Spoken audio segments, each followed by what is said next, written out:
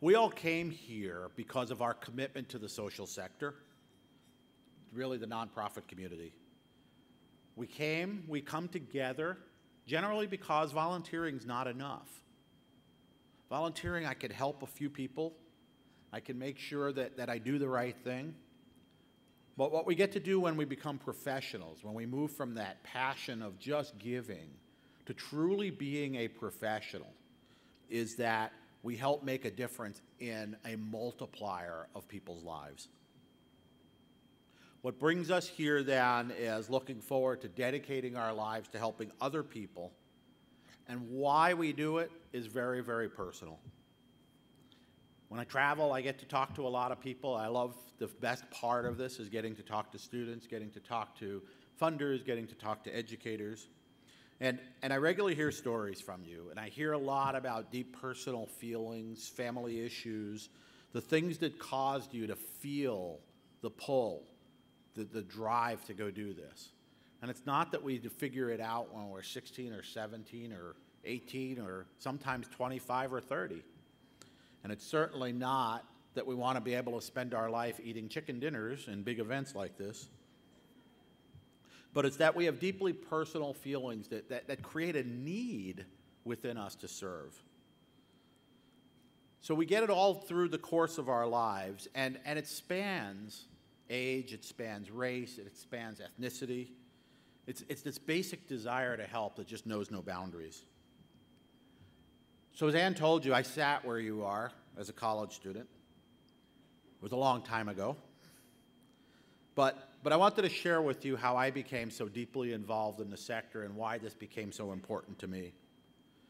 And the story really starts with a police report.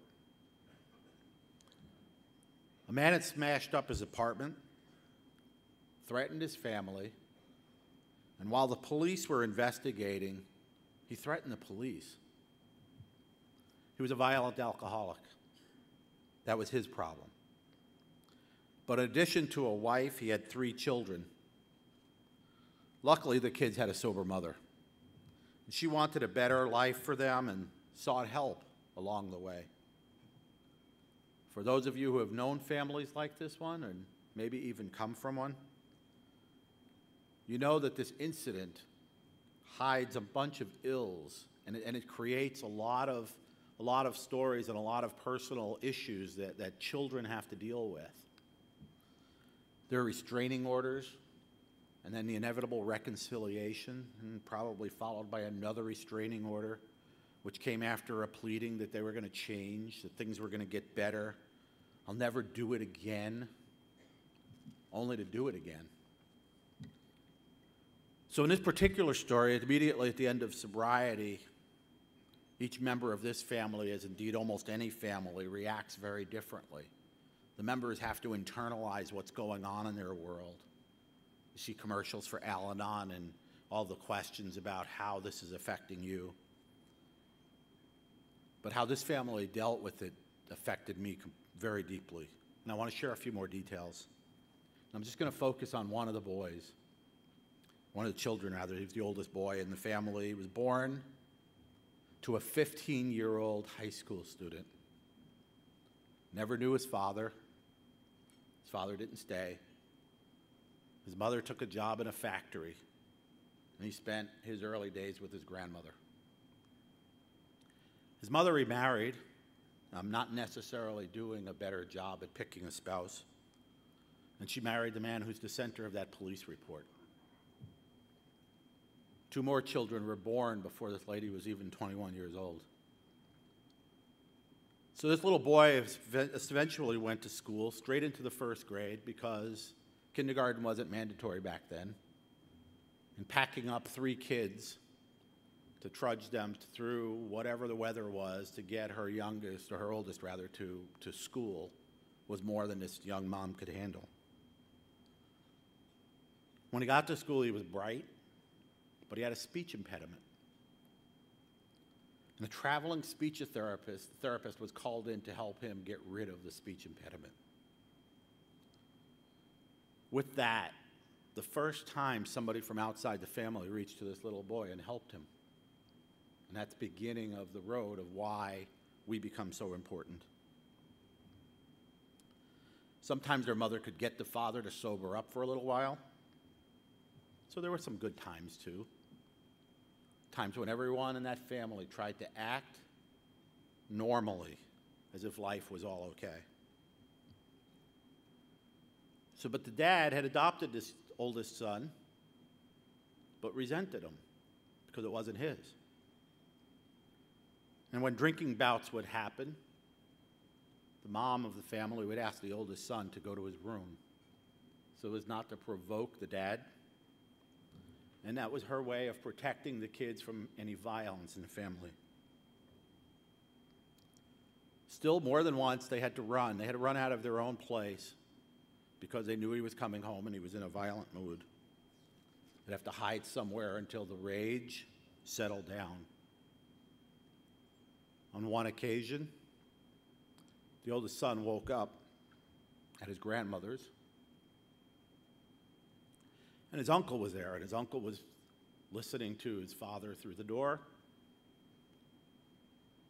As his father sweet-talked his way through and said, "Oh, I'm not going to do it again," he got through the door and immediately ran into the living room where his mother was laying on a sofa and yanked her out of the sofa by her ponytail onto the floor.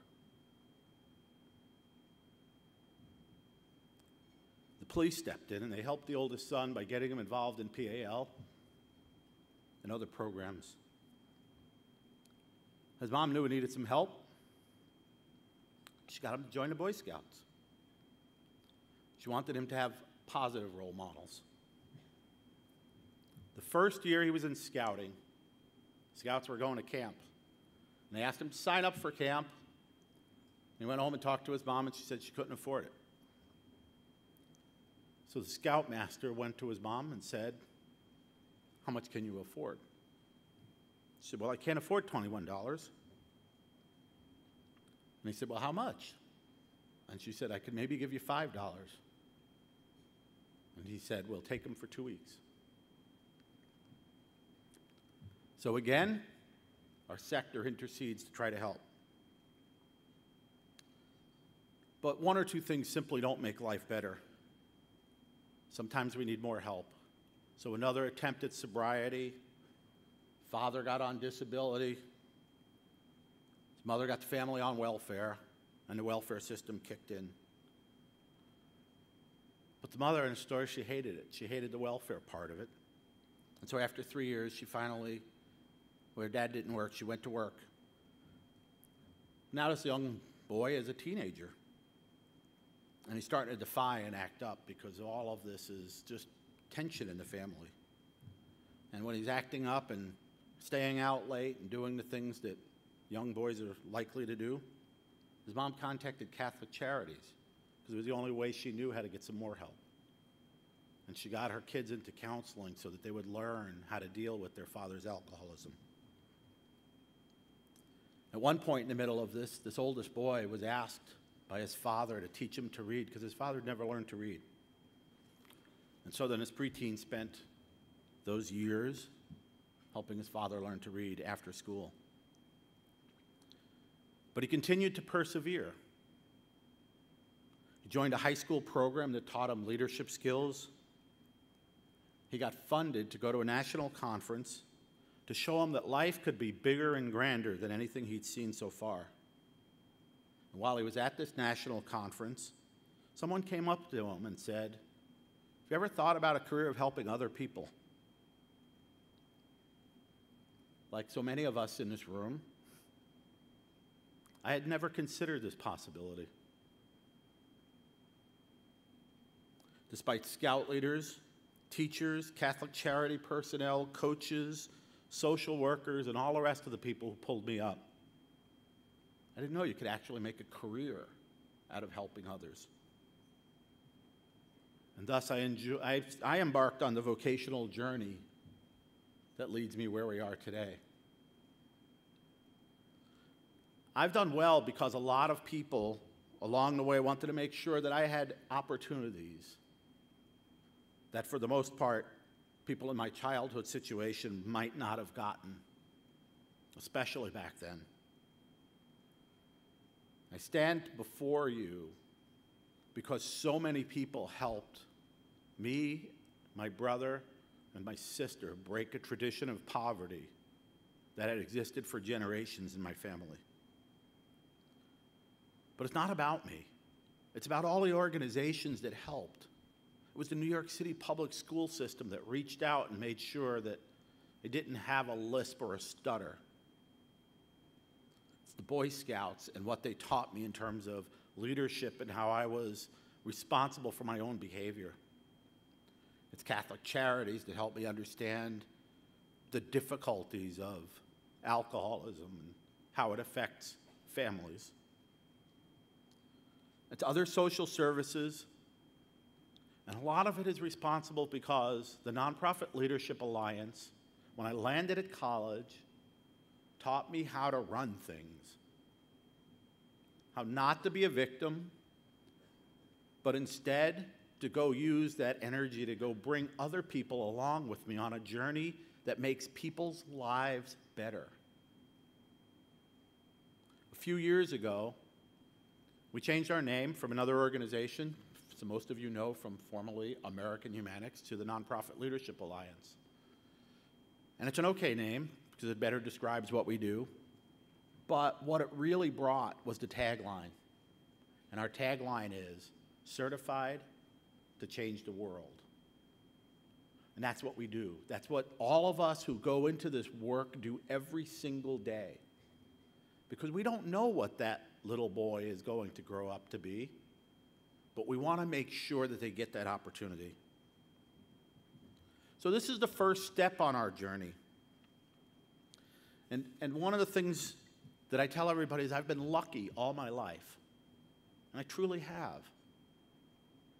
And I further define what luck is. And luck is being in the right place at the right time. In order to get lucky, we have to take advantage of opportunities that present themselves. And that means we have to be curious.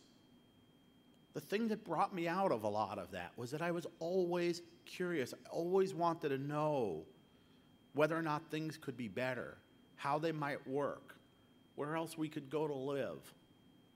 But I also wanted to meet people. And the more that I spent time meeting people, the more people I wanted to meet, because I learned so much from everybody I met. Often today, in a very connected world, we're very disconnected. What I love about what we do is we make that bridge. And so for the next few days, you have an opportunity to meet tons of people. Hundreds, literally. Be curious. Talk to everybody that's coming here to talk to you about how they make a difference in people's lives. Talk to every potential employer. You don't know when that connection's going to happen for you. You're going to hear stories from some of our recent grads who wound up at places they didn't even know existed before they came to AMI. But it's not just here. So I want you to take advantage of all of that. And it's not just here. It's when you leave. It's doing that extra thing. It's going to that extra mixer. It's making the extra fundraising call. It's finding another volunteer. It's taking a few minutes to reach out to somebody who needs some help. It's all about doing that extra thing, because when you're there, synergistically, things happen.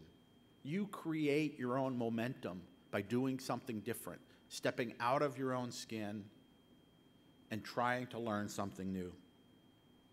So engage in conversation with each other, with the practicing professionals around you, with people from other campuses, with educators, with other students, with our nonprofit partners who are coming in to help you learn from practical experience. Don't prejudge. Ask questions. Listen to what they have to say. Each and every day can be your lucky day. Thank you.